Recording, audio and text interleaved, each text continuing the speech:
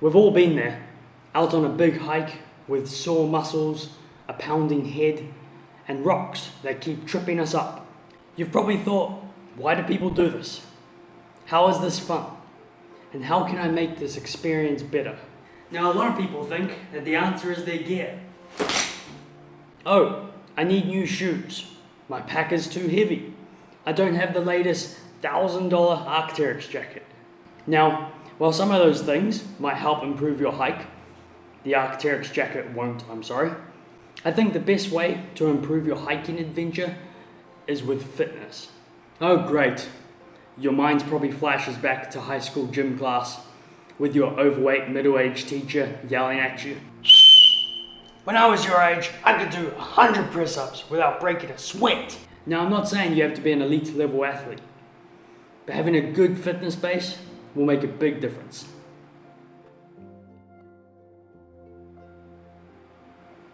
Fitness can be fun, and it will have long-term benefits, not just for hiking, but for your life as well. How you choose to get fitter doesn't have to suck. Find something that works for you. So fitness can be fun, or at least bearable. But how is it going to improve my hiking trips? And isn't hiking a fitness anyway? Why would I need to do more? And why can't I just buy lighter and fancier gear? To answer these questions, we need to break it down a bit and look at the reasons behind how it can make you a better hiker. I'll also touch on some ways to add exercise to your daily life. I'm not a coach or a trainer, but I'll share some things that have worked for me. Yes, hiking is a form of fitness, and you will benefit from it. But how often is the average hiker really going on trips? To get some kind of idea, I polled my audience. As you can see, over 50% of the people that voted get out once a month or less on their hiking adventures. And there's nothing wrong with that. But that's a lot of time in between your trips.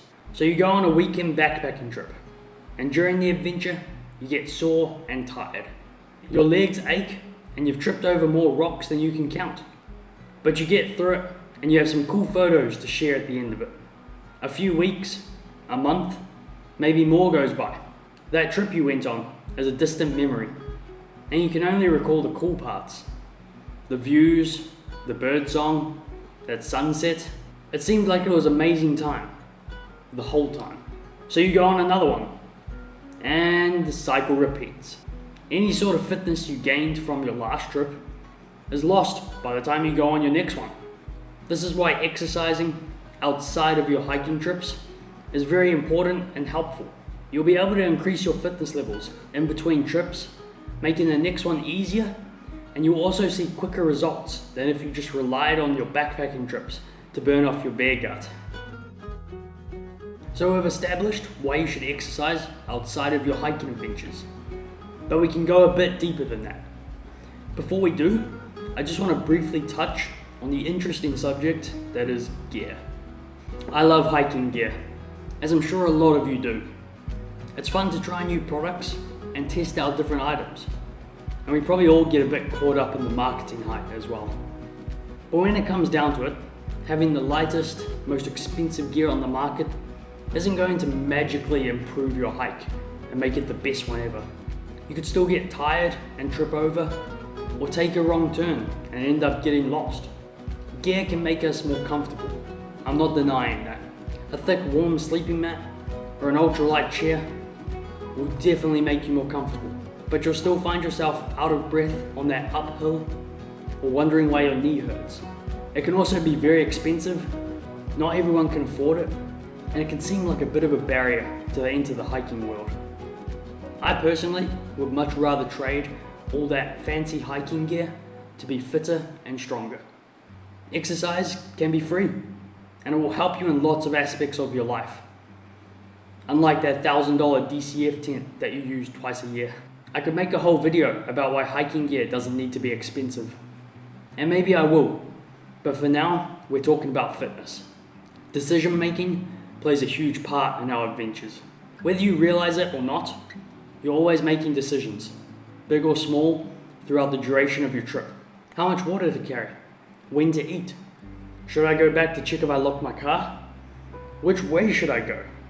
Is this a good campsite? Do I need to poo? We're always making decisions, and being tired can affect our thought processes and put us in worse situations than if we had more energy and was able to think a bit clearer. Everybody gets tired. The human body needs rest, just like it needs to move. The fitter we are, the less easily we will become fatigued. That climb that kicked your butt and made you fight for every breath, while someone with a bit more fitness might find it easier, and at the top of the climb feel better, more clear-headed, and be able to make better decisions, rather than trying not to keel over and throw up. Being fatigued on your adventure can also make you more prone to injuring yourself. When I'm tired on my adventures, it suddenly seems like there's a lot more rocks and roots trying to trip me up. We drag our feet and don't pay as much attention when we're tired. The consequences of this can range from a small tumble, a grazed knee, or a twisted ankle, to a lot worse, like breaking a bone or hitting your head. After my Te Araroa through hike of the South Island of New Zealand, I had a knee injury. It was always there, and it would be worse in the cold. When I started training more and actually doing leg exercises, I found that my knee problem went away.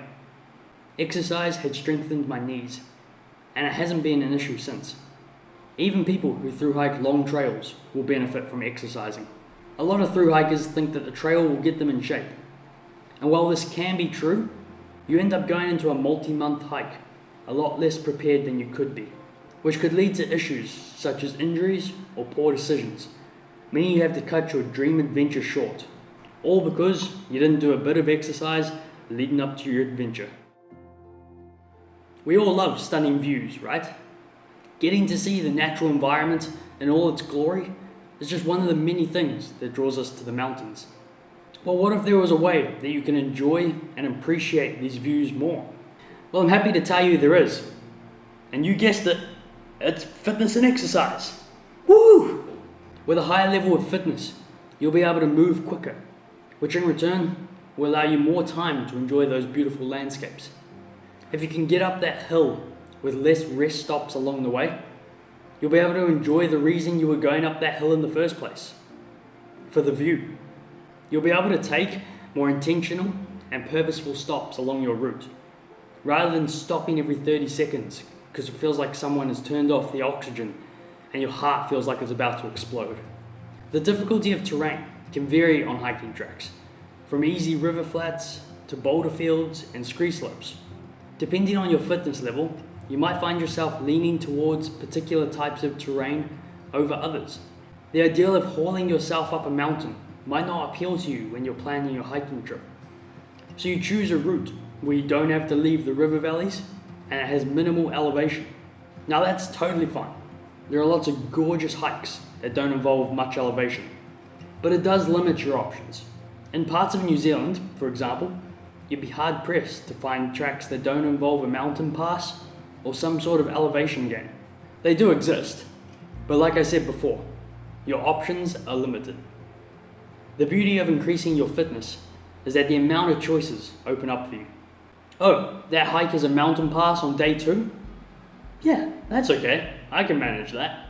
You'll be able to experience a wider variety of tracks, terrain, and views. You might also find yourself wanting to try more difficult hikes.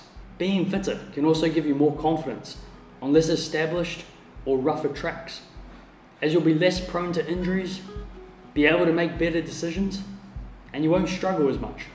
So these are all good reasons, but how do you go about getting fitter? Well, you could start with a walk.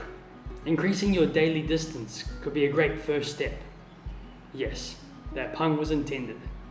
You can also try running, or public gyms and parks. Try an aerobics class, or join an actual gym. There is no one way to exercise. Find something that works for you, and I'm sure you'll see results. Just like gear isn't the definitive answer to upgrading your hiking trip, fitness won't solve everything. I believe it will make the biggest impact, but if your pack is still unnecessarily heavy, then you might still be miserable. If you want to see how to lighten your pack, then check out this video here. Thanks for watching.